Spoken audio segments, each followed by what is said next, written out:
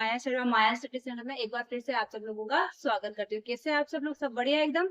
तो आज क्लास में पढ़ने वाले हैं क्लास 8 का जो हमारा चैप्टर था ना, चतुर्भुजों को समझना, उसका प्रश्नावली 3 पॉइंट। प्रश्नावली स्टार्ट करने से पहले जैसे मैं आपको हर बार कुछ टॉपिक्स मतलब कुछ कॉन्सेप्ट रहते हैं वो क्लियर करती हूँ, वैसे इसमें ही वही करने वाली हूँ। मैं सबसे पहले कुछ कॉन्सेप्ट क्लियर करने वाली हूँ, फिर हम एक्सरसाइज पे आएंगे। क्लास स्टार्ट करने से पहले मैं आप लोगों से एक रिक्वेस्ट करना चाहूंगी, अगर आप हमारे चैनल पे नए आए हैं या अभी तक आपने हमारे चैनल को सब्सक्राइब नहीं किया तो प्लीज हमारे चैनल को सब्सक्राइब कीजिए और वीडियोस को लाइक कीजिए एंड अपने फ्रेंड के साथ इस वीडियो को शेयर कीजिए। और आपको ये क्लास कैसी लगती है उसके लिए कमेंट भी, क्लास देखने के बाद एक कमेंट भी जरूर करिएगा। कमेंट करना बिल्कुल भी मत भूलिए। अब क्लास स्टार्ट करते हैं। हमारा सबसे पहला पॉइंट क्या है? समांतर चतुर्भुज। क्योंकि हम जो भी पढ़ेंगे ना प्रश्नावली, उसमें समांतर चतुर्भुज से रिलेटेड क्वेश्चन आएंगे। तो सबसे पहला क्या है? समांतर चतुर्भुज क्या होता है? यह एक चतुर्भुज ही होता है जिससे सम्मुख भुजाएं बराबर होती है। यानी कि सम्मुख भुजाएं यानी आमने सामने की भुजाएं बराबर होती है। जैसे मैंने यहाँ पे एक समांतर चतुर्भुज लिखा है, ये बनाया है। अब इसकी आमने सामने की भुजाएं यानी ये दोनों भुजाएं बराबर होगी और ये दोनों भुजाएं बराबर होगी। तो इस प्रकार का चतुर्भुज कौन सा होता है? समांतर चतुर्भुज। समांतर चतुर्भुज में चार भुजाएं और चार कोण होते हैं। तो समांतर चतुर्भुज में कितने भुजाएं होती है? चार भुजाएं। यानी देखो 1 2 3 4 भुजाएं होती है, चार ही कोण होते हैं। 1 2 3 4। फिर देखो क्या है? समांतर चतुर्भुज की सम्मुख भुजाएं बराबर माप की होती है। सम्मुख भुजाएं यानी आमने सामने की भुजाएं। ये भुजा है ना AD, ये BC के बराबर है। इसकी सम्मुख भुजा कौन सी? ये वाली। तो AB किसके बराबर है? BC के बराबर है। इस प्रकार आपस में सम्मुख भुजाएं यानी सामने की भुजाएं क्या होती है? बराबर। समांतर चतुर्भुज के सम्मुख कोण बराबर माप के होते हैं। अब सम्मुख कोण कौन से होते हैं? वही जैसे सामने की भुजाएं सम्मुख भुजाएं कहलाती है, वैसे सम्मुख कोण यानी सामने के कोण भी सम्मुख कोण कहलाएंगे। अब ये समांतर चतुर्भुज एक है, सॉरी ABCD है।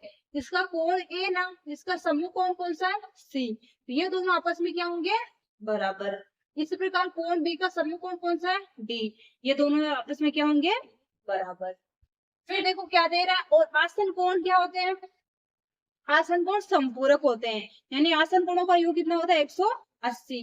जैसे ये है भी कोण A का आसन कोण क्या है? कोण B। कोण B का आसन कोण क्या है? कोण C।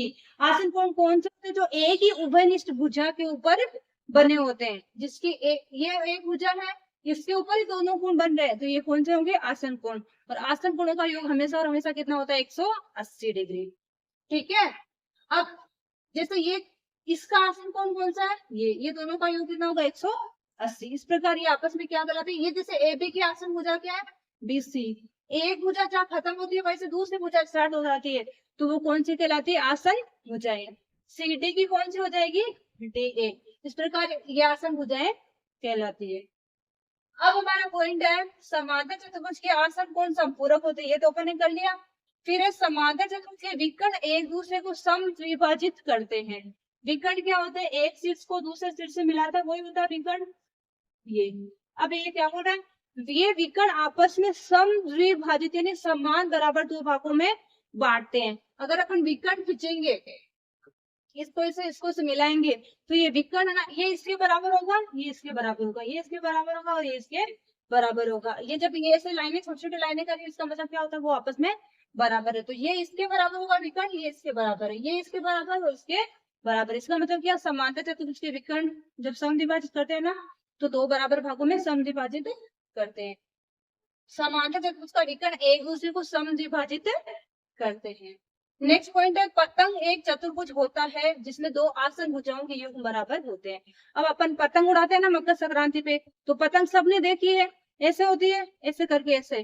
तो उसमें जो आसन भुजा यानी एक भुजा दूसरे से जुड़ी होती है, जैसे पतंग ऐसे होती है, ऐसे इस प्रकार होती है। तो ये एक प्रकार का क्या है? चतुर्भुज ही है। अब इसमें ये भुजा है ना, ये वाली, ये इसके बराबर होगी, ये इसके बराबर होगी। कहने का मतलब क्या? आसन भुजा यानी तो एक दूसरे के इससे जुड़ी है पॉइंट से, ये इससे जुड़ी है, ये इससे जुड़ी है, यानी ये दोनों आसन भुजाएं ये इससे जुड़ी है, ये इससे जुड़ी है, तो ये दोनों आसन भुजाएं बराबर हो गए, ये दो आसन भुजाएं बराबर होगी। फिर क्या है? सम चतुर्भुज। सम चतुर्भुज कौन सा होता है?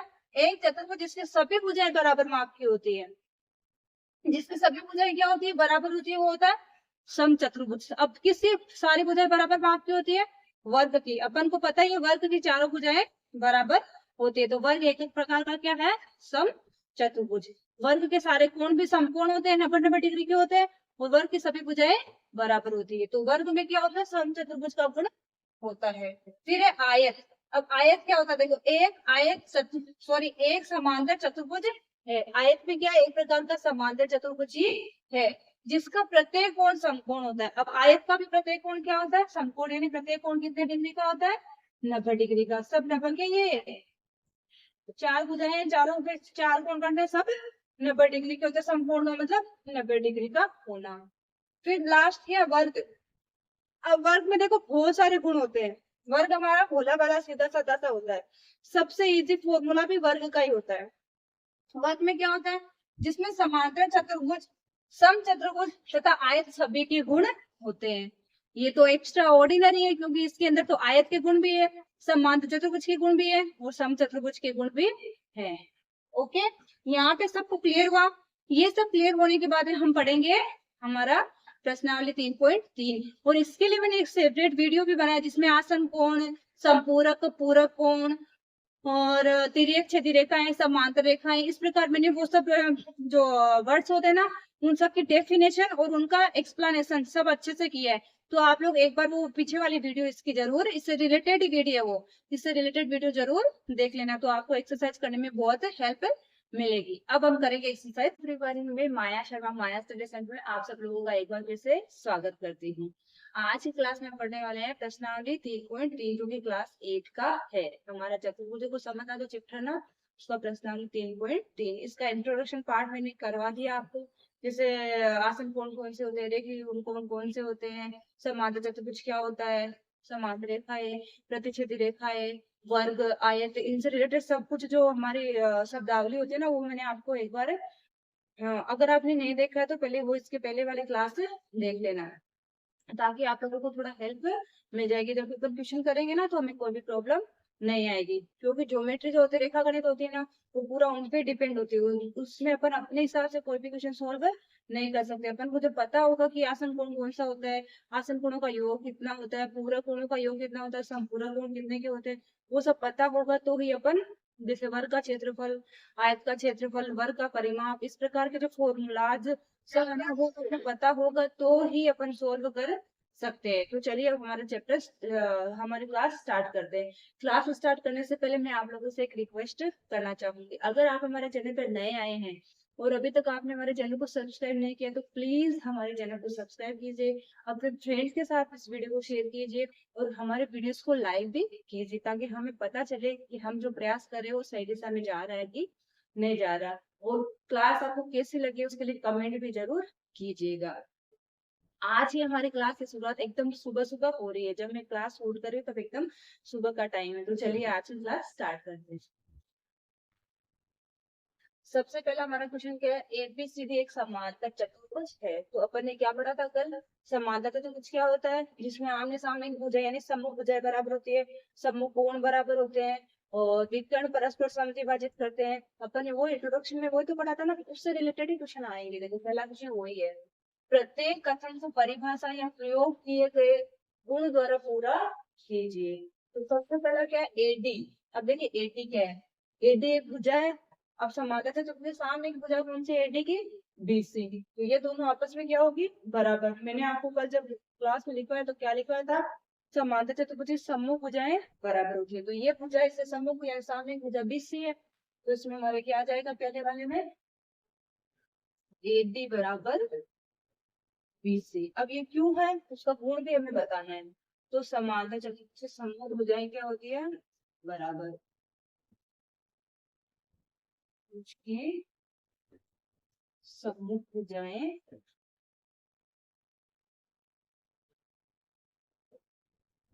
बराबर होती है।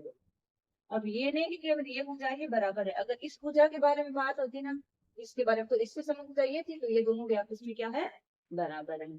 अब सेकंड देखिए, सेकंड वाले में हमें क्या दिया है, कोण बी सी बी। अब ये इस प्रकार की कभी नाम दे किसी भी कोण का, तो इसका मतलब इसमें एक्चुअल में कोण कौन सा होता है, जो बीच वाला होता है ना अल्फाबेट, वो कोण माना जाएगा। ये देखिए कोण डी से भी दिया था, कोण डी के बारे में बात कर रहा है, नो, ये किसके बारे में बात करेगा, कोण सी के बारे में।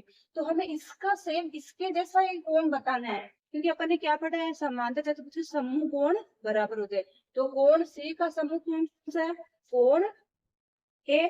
कोण सी के सामने कौन सा कोण बन रहा है, कोण ए। अब इसको लिखेंगे कैसे, अपन ने ए को माना है तो ये अपन ऐसे नहीं लिख सकते कोण ए बी सी या कोण ए डी सी, जैसे इसने सीक्वेंस में लिखा ना वो सीक्वेंस हमें यूज करना है। इसने क्या लिया है, डी सी बी, तो हमें भी क्या लेना है, डी ए बी। ओके, हम हर कहीं से स्टार्ट है नहीं कर सकते, मर्जी आई वैसे स्टार्ट है नहीं कर सकते। हमें क्या करना है, पहले देखना है कि उसने किस क्रम में लिया है तो ही वो बराबर होते हैं। अगर अपन हर कहीं से उठा लेंगे तो वो बराबर, अभी अपन इसको ऐसे भी लिख सकते सी बी ए, नाम तो आ रहा ना एक का, नहीं, लेकिन इसमें कैसे लिया है, डी सी बी, और कौन कौन सा होगा, बीच वाला कोण होगा, हमसे याद है कौन। तो इसके समांतर क्या होता है, कोण डी सी बी बराबर कोण डी ए बी। अब ये क्यों होगा इस प्रकार, क्योंकि समांतर चतुर्भुज के समूह कोण क्या होता है, बराबर। समांतर चतुर्भुज के अपन को गुण भी बताना है, समूह कोण बराबर होते हैं।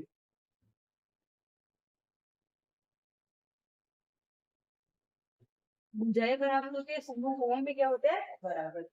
थर्ड वाला देखिए, थर्ड में हमें क्या दिया, ओ सी। अब ओ सी देखो पहले तो क्या है, इस चतुर्भुज को देख के बताने हैं पूरे।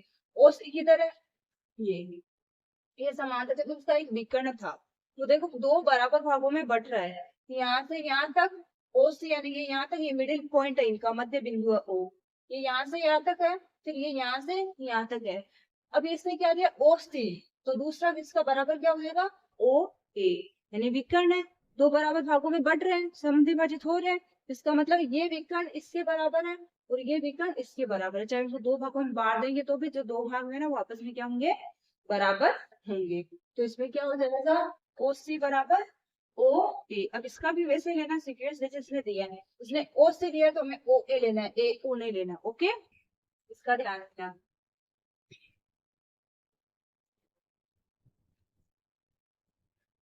विकर्ण आपस में समद्विभाजित करते हैं, समांतर चतुर्भुज के विकर्ण आपस में समद्विभाजित करते हैं, ठीक है। अब चौथा हमारा क्या है, एम कोण D A B plus M कोण सी डी ए। इसने बोला है कि ये कोण और ये कोण, ये कोण और ये कोण यानी डी ए बी कौन सा है, देखो डी ए बी, यानी कोण ए और C D A, C D A कोण डी, ये दोनों का योग कितना होगा। तो ये दोनों एक ही तिर्यक रेखा की ओर बन रहे दोनों कोण, वो दोनों अंतःकोण है तिर्यक रेखा के एक ही ओर के जो अंतःकोण होते हैं उनका योग हमेशा हमेशा कितना होता है, 180 डिग्री। अब इसमें हमारे ए बी क्या है, ए बी और डी सी क्या है, समांतर रेखाएं हैं। समांतर रेखाएं, तो समांतर रेखाएं क्या होती है, बराबर होती है। समांतर चतुर्भुज के आपस में आमने सामने की भुजाएं बराबर होती है, दोनों भुजाएं क्या होगी, बराबर होगी और आपस में क्या है, समांतर है। तो इसमें क्या हो जाएगा, दोनों का योग कितना हो जाएगा, 180 डिग्री। ये तिर्यक रेखा के एक ही बन रहे, रेखा के एक ही और बने अंतर कोणों का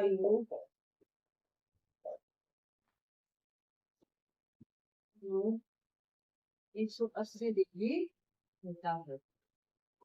अब देखो इसमें आगे क्या है, एपी बराबर क्या है, एपी समांतर डीसी के है पूरी आपस में दोनों क्या है, बराबर भी है, ठीक है। ये तिर्यक रेखा के एक ही ओर बन रहे, दोनों इस पे बन रहे, ए और डी दोनों, तो इनका योग कितना हो जाएगा, 180। तिर्यक रेखा के एक बनने वाले कोणों का योग कितना, अंतर कोणों का योग कितना होता है, 180 डिग्री, जो कि अपन ने कल पढ़ा भी है, मैंने आपको लिखवाया भी है उस क्लास में। जो आप एक बार पीछे वाली क्लास देख लेना, जो इंट्रोडक्शन वाली क्लास होती है ना वो बहुत इंपॉर्टेंट होती है, उससे अपन को इन क्वेश्चनों को करने में बहुत बहुत हेल्प मिलती है, ठीक है।